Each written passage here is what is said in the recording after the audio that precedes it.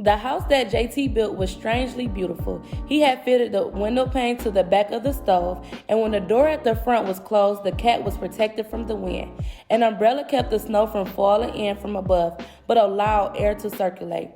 Boards was propped along the sides for further protection. As a finishing touch, JT made steps leading up to the entrance. When he had the house completed, JT dried the cat off with the inside of his jacket, careful of the cuts and scratches. He unzipped the hood from his jacket and wrapped it snugly around the cat. "I'm gonna call you Bones," he said. "You ain't hardly more than that. I reckon you must have been using all the strength you got just to keep breathing, with nothing left over for looking after yourself." He put the milk that was left inside the house next to the cat and closed the door. For a long time, JT sat and stared through the window at the thin creature inside the house. It began to get dark outside, and the streetlights came on. Before leaving, JT stroked the cat's straggly fur and pulled the hood up securely around him. He looked back on his way out. Bones was watching him.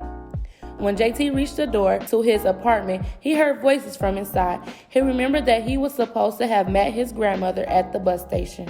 He closed the door carefully, hoping not to be heard. His mother and Mama Milsey were talking in the kitchen. "Now, I don't want you giving the boy no punishment on my account, understand?" he heard Mama Milsey say. "To tell the truth, I'm right pleased with myself, making it up here on my own. The trip from down home was easy as banana pudding. But the trip from the station to here was something else. When I got off, I asked the driver, was he sure this was 125th Street? And he made a face over at me and said, where did I think I was?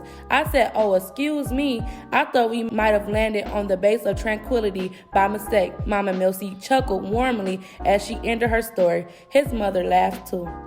JT couldn't remember how long it had been since he last heard the sound of his mother's laugh. It stirred long ago feelings inside him, but the sound quickly turned sour. "I should have met you myself," his mother said. "I don't know. Lately, he's just gone bad, lying and stealing, and I don't know what all else." Mama Milsey turned and looked through the kitchen door, seeing JT standing there. She smiled down at him and reached out her arms. If you ain't a sight to see."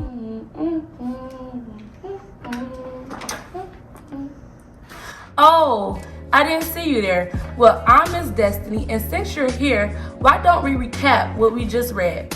In the book, JT builds a shelter for a stray cat. And once he's done, he just remembers that his grandmother came to town and he was supposed to meet her at the bus stop. I have 2 questions for you. 1, why do you believe JT built the shelter for the stray cat? And 2, do you believe Mama Milsey will be able to get him out of trouble with his mother? Comment below and stay tuned for the next reading.